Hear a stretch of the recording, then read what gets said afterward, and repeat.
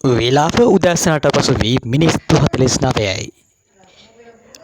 මේ සසිදු ටීවී විසින් ඔබ වෙත ගෙන සතියේ පුවත් ප්‍රකාශයයි. මෙන්න ප්‍රවෘත්ති. එලොන් මස්ක්ගේ X ලෝ පුරා හදිසියේ බිඳ වැටෙයි. දැන් පුවත් සවිස්තරාත්මකව.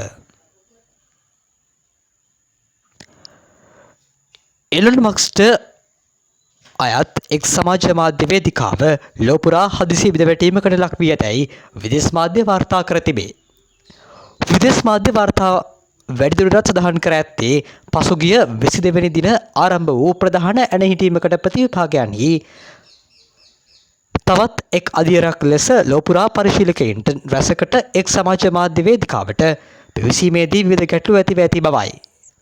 පරිශීලකයින්ට රැසකට ඍජු පරිවිඩ ලැබීම සටහන් යොමු කිරීමේ අපහසුතාව ඇතුළු විවිධ ගැටලු වලට මුහුණ දීමට සිදු වී ඇති අතර පරිගණක සහ ජංගම දුරකථන උපාංග දෙකේම එක්ස් ගිණුම් ගැටලු ඇති වී ඇතැයිද විදේශ මාධ්‍ය වාර්තා කර තිබේ.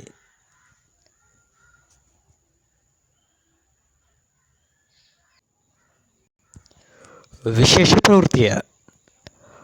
මාලිනී ෆොන්සේකා මහත්මියගේ අවසන් කටයුතු ලබන සඳහා රාජ්‍ය ගෞරව සහිතව ප්‍රවීණ රංගන ශිල්පිනී මාලිනී ෆොන්සේකා මහත්මියගේ අවසන් කටයුතු රාජ්‍ය ගෞරව සහිතව නිදහස් චතුරස්‍රයේදී පැවැත්වීමට බව සංස්කෘතික කටයුතු අමාත්‍යවරයා පවසනවා. අනුව ඇගේ අවසන් කටයුතු මැයි 26 වන දින සඳුදා සිදු කරන බවයි සඳහන් වෙන්නේ. අභාප්‍රාප්ත මාලිනී ෆොන්සේකා මහත්මියගේ දේහය මැයි මාස 25 වෙනි ඉරිදා පෙරවරු 10 සිට ජාතික චිත්‍රපට සංස්ථා පරිශ්‍රයේ තරංගනී ශාලාවේදී මහජන ගෞරව සඳහා තැන්පත් කරනු ලබනවා.